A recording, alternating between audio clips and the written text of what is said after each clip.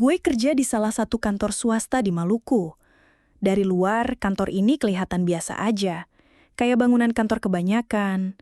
Cat dinding warnanya putih kusam, ada pagar besi di depannya, dan papan nama perusahaan yang mulai pudar karena kena panas matahari terus-terusan.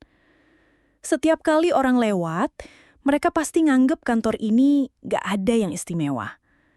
Tapi kalau lo udah lama kerja di sini, lo bakal sadar kalau suasana dalamnya itu aneh. Kayak ada rahasia yang berlapis-lapis, tersembunyi di balik rutinitas harian. Gosip, bisik-bisik, tatapan curiga, semuanya jadi bagian dari kehidupan kantor yang kelihatannya formal ini. Awalnya gue gak terlalu peduli. Buat gue, kerja ya kerja aja. Datang pagi, absen, kerjain tugas, pulang sore, udah selesai. Urusan pribadi orang lain bukan wilayah gue. Apalagi di sini, gosip tuh udah kayak makanan sehari-hari. Mulai dari bos yang katanya punya bisnis gelap di luar, sampai staf administrasi yang ketahuan sering bawa pulang barang kantor. Tapi ada satu gosip yang paling sering beredar. Cuma biasanya orang bisik-bisik kalau ngomongin. Perselingkuhan. Katanya ada beberapa orang di kantor ini yang punya hubungan gelap, padahal status mereka udah jelas. Ada yang udah berkeluarga, ada juga yang punya pasangan tetap. Gue biasanya cuma senyum kecut kalau ada yang cerita begitu. Buat apa dengerin? Toh itu nggak ada hubungannya sama gue. Tapi semua berubah di malam itu. Malam yang bikin gue percaya kalau ada hal-hal yang nggak bisa dijelaskan cuma dengan logika manusia. Malam yang bikin gue sadar kalau ada sesuatu di kantor ini yang lebih mengerikan daripada sekedar gosip murahan. Waktu itu gue lagi lembur. Kerjaan menumpuk, deadline mepet, dan kebetulan rekan tim gue pada udah pulang duluan. Jadi cuma gue yang masih betah di depan laptop sambil ngopi hitam. Jam dinding nunjukin hampir jam 11 malam. Suasana kantor udah sepi banget. Lampu-lampu di lorong udah banyak yang dipadamkan, tinggal beberapa yang masih nyala. Udara di dalam ruangan juga dingin, bikin gue sesekali merapetin jaket ke badan. Di luar jendela, gue bisa lihat jalanan mulai sepi. Sesekali ada motor lewat, tapi makin malam makin jarang. Gue pikir sebentar lagi gue juga bakal cabut biar besok nggak kesiangan. Tapi sebelum gue sempat beresin semua dokumen, telinga gue nangkap sesuatu. Suara kecil, kayak bisik-bisik orang lagi ngobrol. Gue berhenti ngetik, dengerin baik-baik. Awalnya gue kira itu cuma suara angin nyelip lewat celah jendela.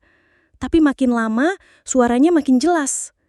Bukan cuma bisik-bisik, tapi ada juga suara cekikikan kecil kayak orang nahan ketawa. Gue ngangkat kepala, melirik ke arah sumber suara. Dari lorong seberang meja gue, tepatnya di ruang rapat. Lampu ruangan itu masih nyala samar-samar. Bulu kuduk gue langsung berdiri. Di jam segini, siapa yang masih ada di ruang rapat? Gue yakin semua orang udah pulang. Gue ragu sebentar, tapi rasa penasaran lebih besar. Gue bangun pelan-pelan, jalan ke arah ruang rapat. Suara itu makin jelas. Bisik-bisik bercampur sama cekikikan, kadang diselingin suara napas yang agak berat. Gue nahan napas, hati gue mulai deg-degan. Begitu gue sampai di depan pintu, gue nekat ngintip lewat celah kaca kecil di pintu kayu itu. Dan disitulah gue lihat sesuatu yang bikin gue kaget setengah mati. 2 orang rekan kerja gue ada di dalam. Mereka duduk berdekatan, terlalu dekat untuk ukuran rekan kerja. Gue kenal dua-duanya. Yang satu laki-laki, sebut aja namanya Bimo, dia udah beristri. Istrinya bahkan beberapa kali datang ke kantor buat bawain makan siang. Satunya lagi perempuan, namanya Ayu. Dia tunangan orang, dan tunangannya juga kadang jemput dia di kantor sore-sore. Dan sekarang mereka berdua duduk mepet, senyum-senyum, bisik-bisik, ketawa kecil, sambil sesekali megang tangan. Rasanya kayak gue lagi lihat sesuatu yang seharusnya gue nggak lihat. Gue buru-buru mundur, napas gue agak tersengal. Gue tutup pintu pelan-pelan biar nggak kedengeran. Tapi di saat yang sama, ada suara aneh yang bikin gue makin merinding. Dari dalam ruang rapat itu, tiba-tiba terdengar suara krek keras. Gue refleks nengok lagi ke arah kaca pintu-pintu, dan gue lihat dengan jelas kaca kecil itu retak, Kayak ada yang ngebanting sesuatu padahal nggak ada benda apapun yang kena. Retakannya nyebar cepet kayak sarang laba-laba. Gue langsung mundur beberapa langkah, jantung gue berdegup kencang. Gue yakin banget itu nggak normal. Gue dengar suara Bimo dan Ayu berhenti ketawa, kayak mereka juga kaget. Gue buru-buru balik ke meja gue, pura-pura sibuk beresin laptop dan barang-barang. Nggak lama kemudian, pintu ruang rapat kebuka. Gue bisa lihat dari sudut mata, mereka keluar dengan wajah gugup. Ayu nunduk, Bimo megangin leher kayak orang salah tingkah. Mereka nggak nyapa gue, cuma jalan cepet-cepet ke arah pintu keluar. Begitu mereka pergi, suasana kantor jadi hening banget. Hening yang aneh, kayak ada sesuatu yang lagi ngintip dari sudut-sudut ruangan. Gue berusaha tenang, tapi rasa nggak enak itu makin kuat. Gue percepat langkah buat pulang. Tapi sebelum gue sempet matiin komputer, gue denger suara lagi. Kali ini jelas banget. Suara tangisan pelan, kayak cewek lagi nangis di pojok ruangan. Gue celingukan, tapi nggak ada siapa-siapa. Suara itu berhenti. Gue telan ludah, matiin laptop buru-buru, lalu cabut dari kantor. Sejak malam itu, suasana kantor berubah buat gue. Gue ngerasa ada sesuatu yang ngikutin. Entah itu bayangan, suara-suara kecil, atau hawa dingin yang muncul tiba-tiba di ruangan tertentu. Kadang-kadang gue lihat pintu ruang rapat kebuka sendiri, padahal sebelumnya gue yakin banget pintunya tertutup rapat. Beberapa kali gue lihat kaca retak itu masih ada, tapi anehnya, besok paginya kaca itu selalu kelihatan normal lagi. Kayak nggak pernah rusak. Yang bikin makin aneh, gosip tentang Bimo dan Ayu mulai nyebar makin kencang. Entah gimana, banyak orang yang tahu soal mereka. Padahal gue nggak cerita ke siapa-siapa. Gue malah curiga, jangan-jangan ada yang ngasih tahu dengan cara lain. Dan tiap kali gue lewat ruang rapat itu, gue selalu ngerasa ada yang ngawasin dari dalam, meskipun lampunya mati. Lama-lama gue ngerasa kantor ini nyimpen lebih banyak rahasia daripada yang gue kira. Dan gue sadar, apa yang gue lihat malam itu cuma permulaan dari sesuatu yang lebih besar. Sesuatu yang gak sekedar soal perselingkuhan, tapi juga soal kenapa kaca itu bisa retak tanpa sebab, kenapa ada suara tangisan cewek, dan kenapa hawa di kantor ini makin lama makin gak enak. Gue kayak udah kebawa masuk ke dalam pusaran rahasia yang seharusnya gue gak tahu. Besoknya, suasana kantor dari luar sih kelihatan biasa aja. Semua orang sibuk sama kerjaannya masing-masing. Laptop pada nyala, telepon kantor berdering, orang lalu lalang bawa berkas. Tapi dari cara gue merhatiin, ada sesuatu yang gak beres. Terutama di wajah Ayu, cewek yang semalam gue lihat bareng sama Bimo. Mukanya pucat banget, kayak orang sakit. Matanya merah kayak habis nangis semalaman. Dia kelihatan gelisah, duduknya gak pernah tenang. Sesekali nengok ke arah belakang kayak ada yang ngikutin. Gue sempat mikir mungkin dia cuma takut ketahuan sama orang lain soal perselingkuhannya. Tapi makin lama gue lihat, kok rasanya bukan cuma itu. Ada momen-momen kecil yang bikin bulu kuduk gue berdiri. Kayak pas lagi rapat pagi, tiba-tiba dia noleh kaget ke arah pintu padahal nggak ada siapa-siapa. Atau pas lagi ngetik di mejanya, dia buru-buru nengok ke belakang kayak ada yang manggil pelan. Gue nggak dengar apa-apa, tapi ekspresi mukanya jelas kayak orang yang bener-bener denger suara. Puncaknya itu pas jam istirahat siang.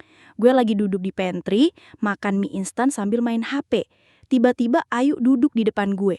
Gue bisa lihat tangannya gemeteran waktu narik kursi.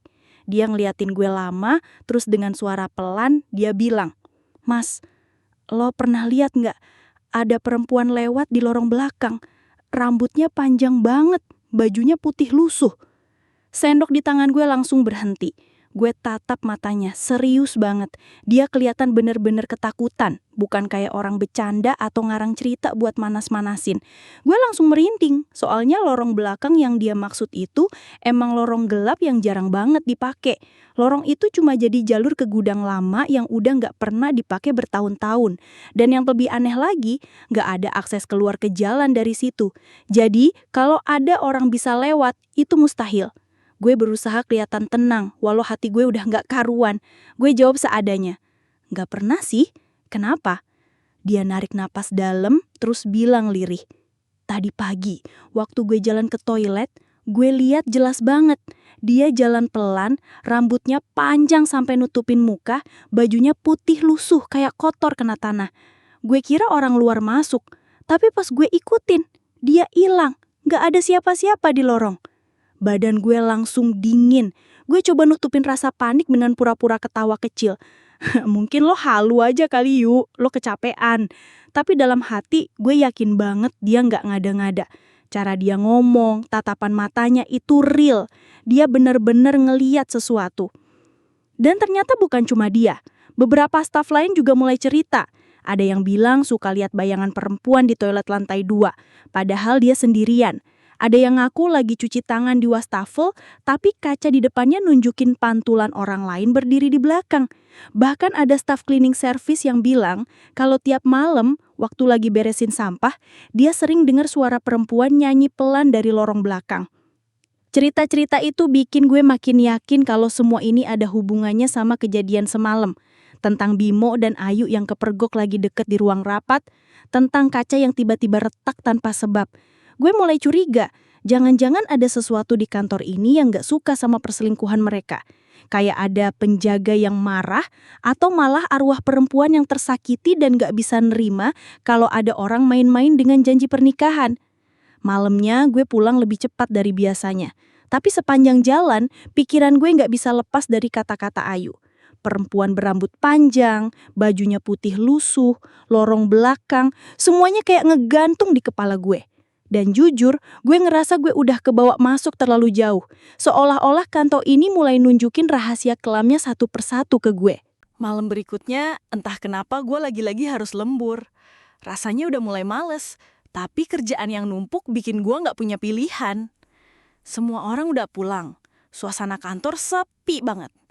Tinggal suara kipas angin yang muter pelan, sama ketikan jari gue di keyboard. Jam dinding nunjukin hampir jam 10 malam.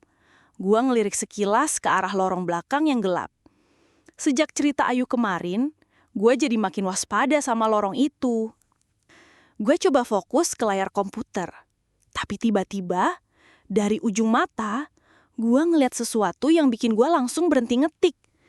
Lampu lorong belakang tiba-tiba nyala sendiri. Sret, terang benderang.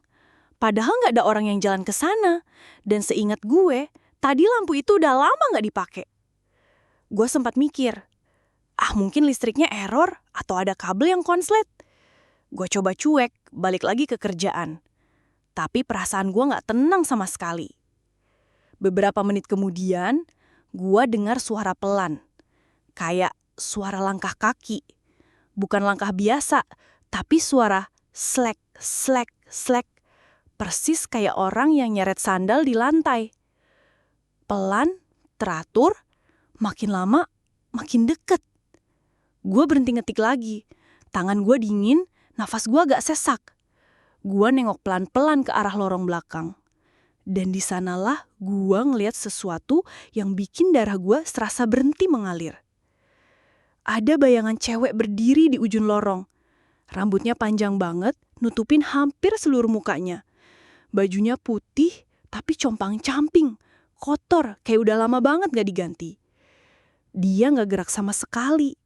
Cuma berdiri, tegak, kayak lagi ngawasin gue. Dari jauh gue bisa ngerasa tatapannya nancep ke badan gue. Meskipun mukanya ketutupan rambut. Gue gak bisa lihat matanya. Tapi gue yakin dia ngeliatin gue. Deg-degan, gue buru-buru matiin komputer. Gue gak mau lama-lama di situ. Tangan gue gemeteran waktu cabut flash disk sama lutup laptop. Rasanya kayak ada yang bilang dalam hati, cepet keluar, jangan lihat ke belakang. Gue siapin tas, terus pelan-pelan jalan ke arah pintu keluar. Tapi makin gue jalan, makin jelas suara langkah itu ngikutin dari belakang. Slek, slek, slek. Suara nyeret sandal itu nempel terus sama langkah gue. Kalau gue berhenti, dia juga berhenti. Kalau gue jalan, dia ikut jalan. Gue mulai panik, keringet dingin ngucur di pelipis. Begitu nyampe depan lift, gue pencet tombol buru-buru.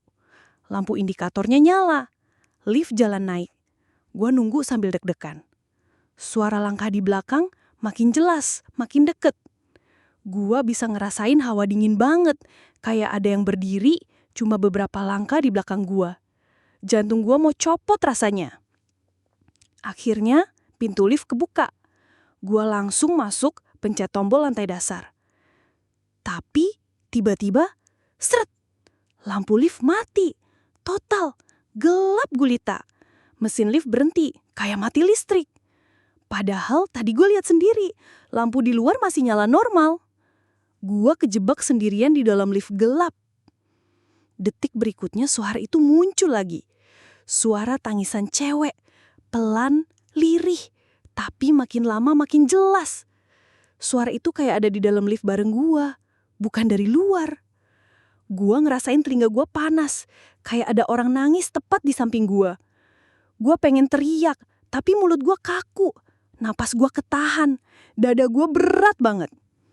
Tangisan itu makin nyaring, campur sama suara bisikan aneh yang gak gue ngerti artinya. Gue coba pencet tombol darurat, tapi gak ada respon. Pencet open, close, semua gak fungsi. Gue terjebak dalam lift sempit, gelap, dingin, ditemenin sama suara tangisan yang makin deket. Gue bahkan bisa ngerasain embusan nafasnya di leher gue. Rasanya waktu berhenti. Gue cuma bisa berdiri kaku, badan gue gemeteran parah.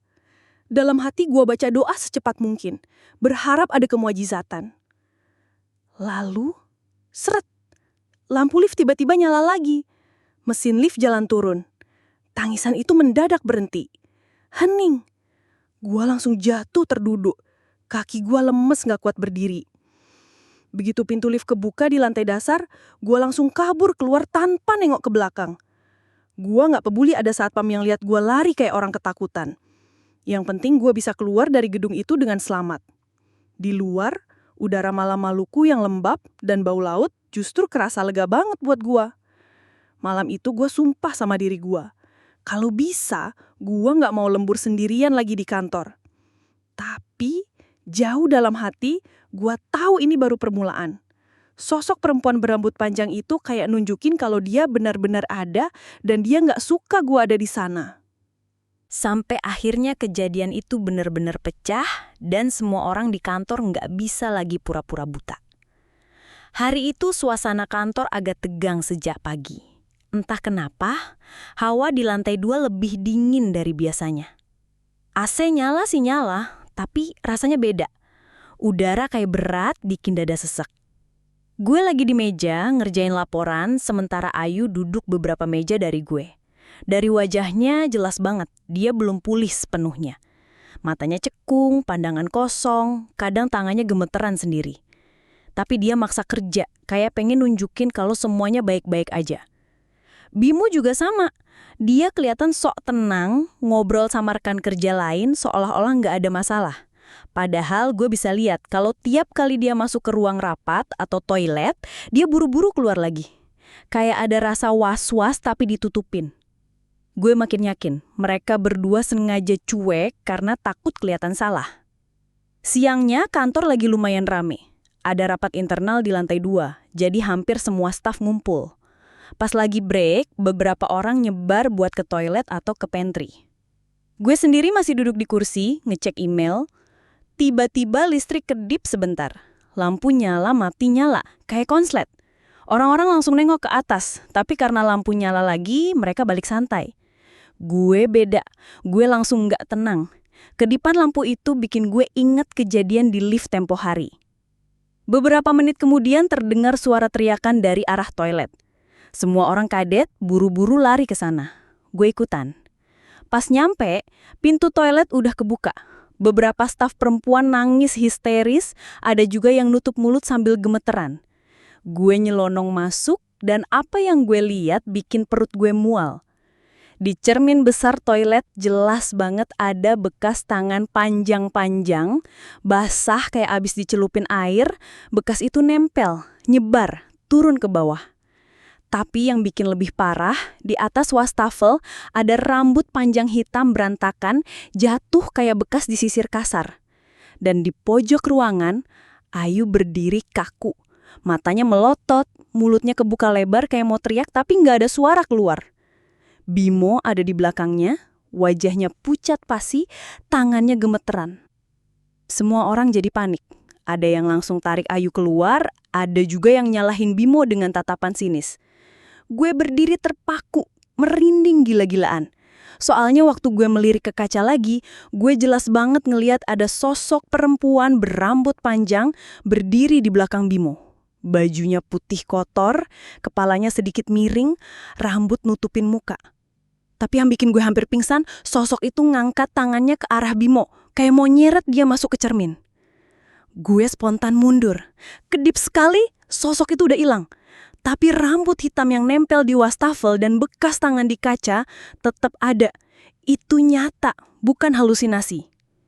Sejak hari itu, keadaan kantor makin parah. Gosip nggak bisa dibendung lagi. Orang-orang mulai terang-terangan bilang kalau arwah pegawai yang bunuh diri dulu balik buat ngeluntut. Satu persatu karyawan ngajuin resign, nggak kuat kerja di tempat yang udah kerasa lebih kayak kuburan daripada kantor.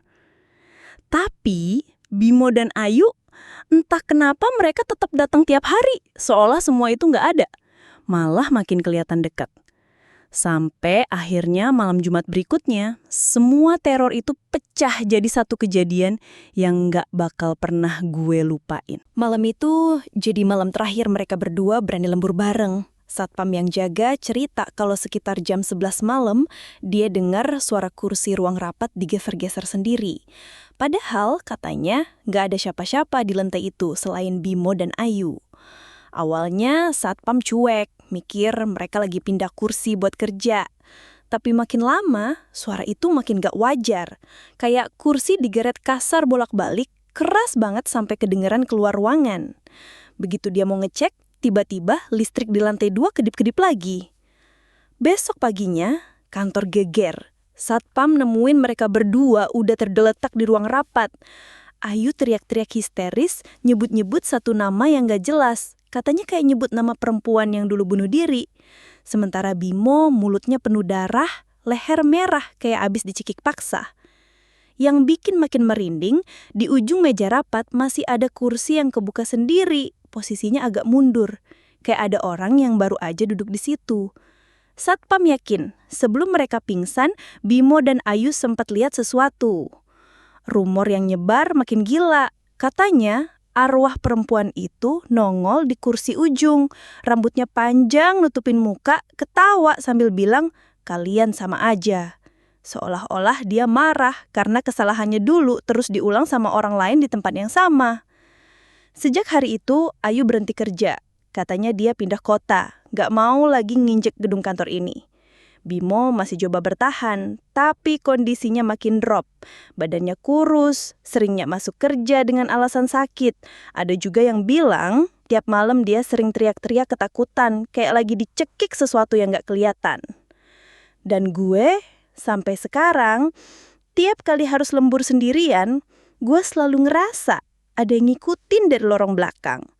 Kayak ada mata yang mantengin gue dari kegelapan. Kadang suara ketawa pelan itu masih kedengeran. Bau anyir rambut basah juga suka kecium tiba-tiba. Kayaknya arwah itu belum tenang. Dia bakal terus gentayangan, ngawasin siapa aja yang berani mainin hati orang di kantor ini.